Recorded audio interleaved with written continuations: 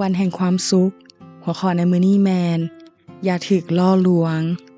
อย่าถูกล่อลวงในยากอบบทที่1ข้อ13ทรงกล่าวว่าเมื่อผู้ใดถูกล่อลวงให้หลงอย่าให้ผู้นั้นเว้าว่าพระเจ้าทรงล่อลวงข้าพระเจ้าให้หลง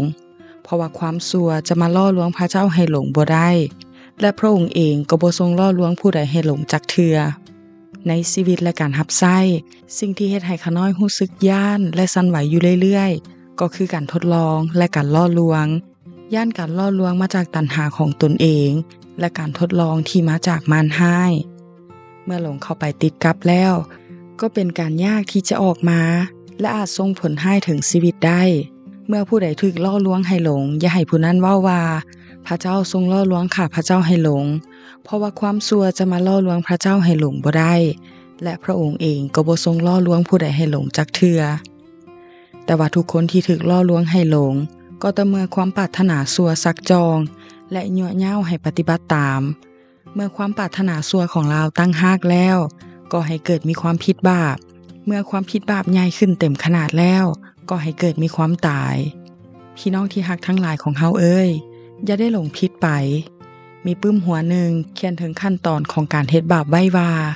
เมื่อเฮ็ดบาปครั้งที่1จะรู้สึกตกใจและมีความสัญญาณต่างๆบ่กล้าเผชิญกับความจริงเมื่อเฮ็ดบาปครั้งที่2จะเริ่มรู้สึกตื่นเต้นและอยากเฮ็ดบาปอีกพร้อมกับเปิดช่องทางให้เฮ็ดบาปได้หลายขึ้นเรื่อยๆเมื่อเฮ็ดบาปครั้งที่3จะรู้สึกว่าเฮ็ดบาปได้ง่ายขึ้นและรู้จักดัดแปลงในการเฮ็ดบาปได้ดีขึ้นเมื่อเฮ็ดบาปครั้งที่4จะเริ่มมักเฮ็ดบาปและเริ่มบ่รู้สึกว่ามันเป็นบาปเมื่อเฮ็ดบาปครั้งที่5จะคุ้นเคยกับมันจนเริ่มกลายเป็นปกติและติดเป็นนิสัย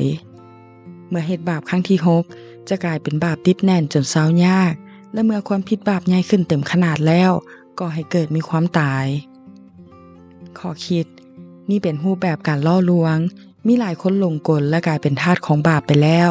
แม้แต่ผู้ที่บังเกิดใหม่ในพระคริสต์ก็มีโอกาสถูกล่อลวงด้วยตัณหาของตนเองและถูกทดลองจากมารร้ายด้วยเช่นกันเมื่อถูกทดลองบ่ว่าจะเป็นเรื่องใดก็ตามจงฟังพระคำหลายกว่าคำเว้าหรือขอคำแนะนำจากคนอื่นเพราะการฟังพระคำจะเฮ็ดให้ได้ยินเสียงของพระเจ้าชัดเจนและโดยความจริงแห่งพระคำนั้นจะเฮ็ดให้มีชัยชนะจงทูลขอสติปัญญาแล้วจะเห็นทางออกที่ดีจงเพิ่งพระวิญญาณบริสุทธิ์ให้ช่วยพี่น้องที่รักของข้าพระเจ้าอย่าถูกล่อลวงเลย